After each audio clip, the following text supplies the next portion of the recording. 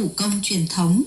Điều này thì có vẻ như là đang đi ngược thời đại khi mà xã hội đều chuyển đổi số, áp dụng công nghệ. Tại sao anh lại không ứng dụng khoa học công nghệ để cho hợp với xu thế mà lại có vẻ đi ngược với thời đại thế ạ?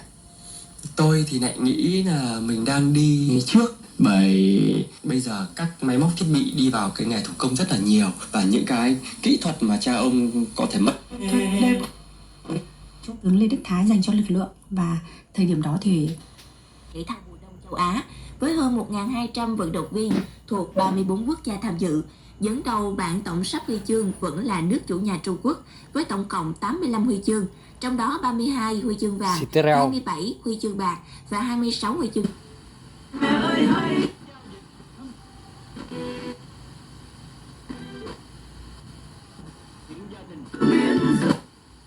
Sẽ diễn ra tại Neom, Ả Rập Xê Út.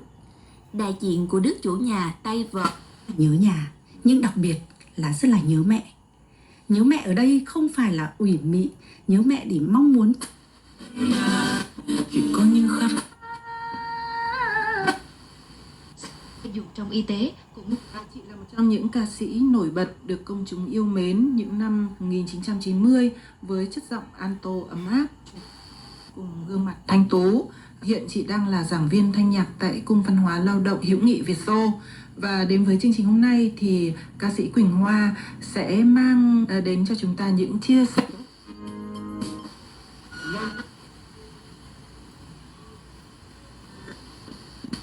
Chào ca sĩ Quỳnh Hoa và xin chúc chị nhân dịp đầu xuân năm mới, chúc chị có một năm mới an khang thịnh vượng, và đặc biệt là sẽ có nhiều sản phẩm âm nhạc mới ra mắt công chúng yêu nhạc ạ. Quỳnh Hoa xin gửi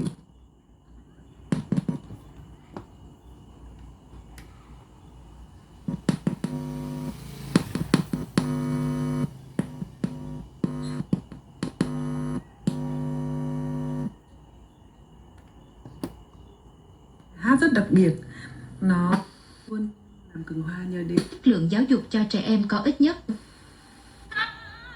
Triển được làm nghề của mình là làm sao để nên đi ngủ sớm để thức dậy sớm, không nên thức quá khuya để dậy trễ, trễ giờ đi học này, và có thể là trễ.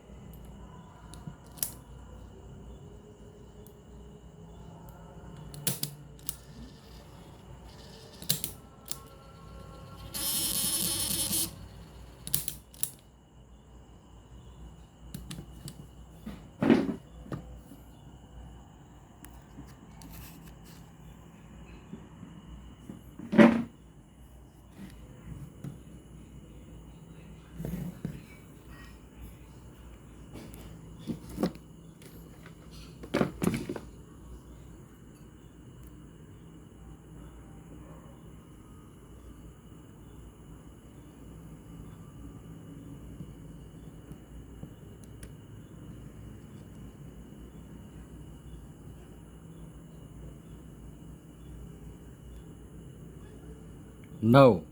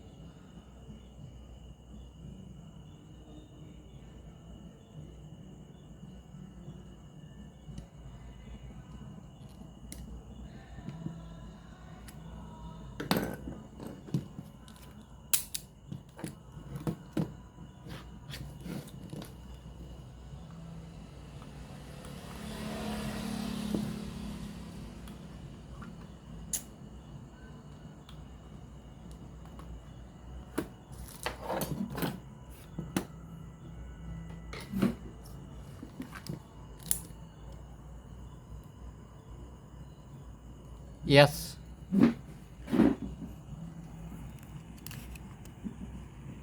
Okay, okay.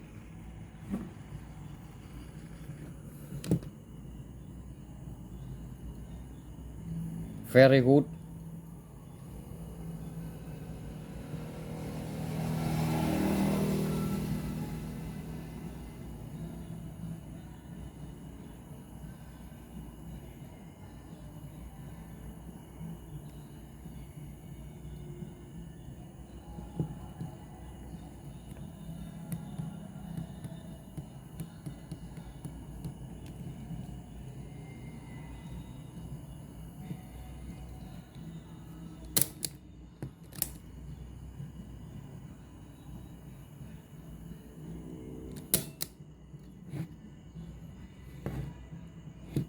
Finish. Merci.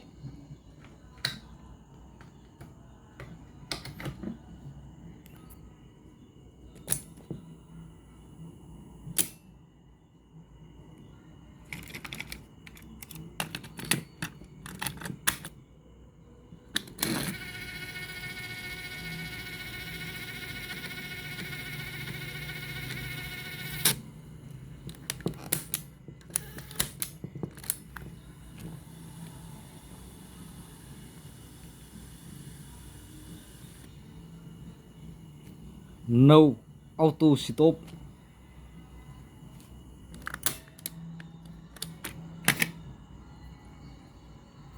Merci. Merci beaucoup.